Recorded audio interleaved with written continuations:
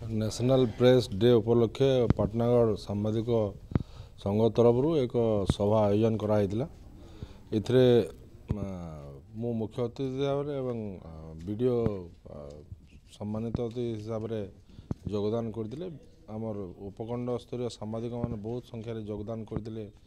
ପାଟନାଗଡ଼ ହରିଶଙ୍କର ଭବନରେ ହେଇଥିଲା ଏବଂ ମୁଁ ସମସ୍ତଙ୍କୁ ଆମେ ବିଭିନ୍ନ ପ୍ରକାର ସାମ୍ବାଦିକତା ମାନଙ୍କର ଏବଂ ଆମର ଯେଉଁ ସମାଜକୁ କିପରି ସୁଧାର କରିହେବ ସେ ସମ୍ପର୍କରେ ଆମେ ଆଲୋଚନା କରିଥିଲୁ ଏବଂ ଗୋଟେ ବହୁତ ଭଲ ପରିବେଶରେ ଏଇଟା ସଭାଟା ହେଇଥିଲା।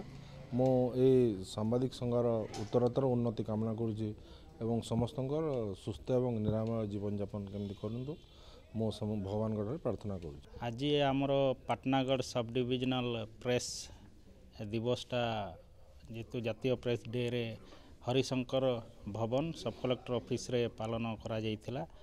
ମୁଖ୍ୟ ଅତିଥି ରୂପରେ ଆମର ସବ୍ ଡିଭିଜନାଲ ପୋଲିସ ଅଫିସର ପୂଜାରୀ ଆଜ୍ଞା ଥିଲେ। ଆଉ ସମସ୍ତ ସବ୍ ଡିଭିଜନର ଯେତେ ବି ପ୍ରେସ୍ ପ୍ରିଣ୍ଟ ଆଉ ମିଡ଼ିଆ ଯେତେ ବି ଅଛନ୍ତି ସମସ୍ତେ ବହୁ ସଂଖ୍ୟାରେ ଉପସ୍ଥିତ ହେଇଥିଲେ।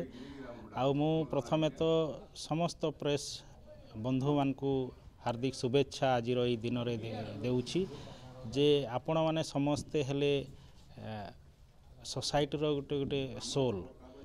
ଆଉ ସୋସାଇଟିଟା ହେଉଛି ଆମର ଯେଉଁ ଜେନେରାଲ୍ ଇଣ୍ଡିଭିଜୁଆଲ୍ ତାଙ୍କ ବଡ଼ି। ତ ବଡ଼ି ଆଣ୍ଡ ସୋଲ୍ ଯେତେବେଳେ ଏକତ୍ରିତ ହେଇକି ଚାଲେ ନିହାତି ବଡ଼ି ସୁସ୍ଥ ହେଇକି ଯାଏ। ତ you are the soul of the body society. ତ ଆପଣମାନଙ୍କୁ ମୋର ଆଜିର ଏଇ ଦିନରେ ହାର୍ଦ୍ଦିକ ଶୁଭେଚ୍ଛା ଏବଂ ଆଶା କରେ ଯେ ଆପଣମାନଙ୍କର ଯେଉଁ ଡିଫରେଣ୍ଟ ଆଙ୍ଗେଲରୁ ଇନଫର୍ମେସନ୍ ସବୁ ସୋସାଇଟିକୁ ଦେଉଛନ୍ତି ଗଭର୍ଣ୍ଣମେଣ୍ଟକୁ ଦେଉଛନ୍ତି ଆମେ ନିହାତି ଆପଣମାନଙ୍କ ମାଧ୍ୟମରେ ଆପଣଙ୍କ through as a fourth pillar of the democracy ନିହାତି ଆମେ ଆପଣଙ୍କର ଯାହା ବି ବାର୍ତ୍ତା ଆସୁଛି ଭଲ ହେଉଥାଉ ଖରାପ ହେଉଥାଉ ଆମେ ସୋସାଇଟିକୁ ଉନ୍ନତି ଦିଗରେ ନେବା ପାଇଁ ଚେଷ୍ଟା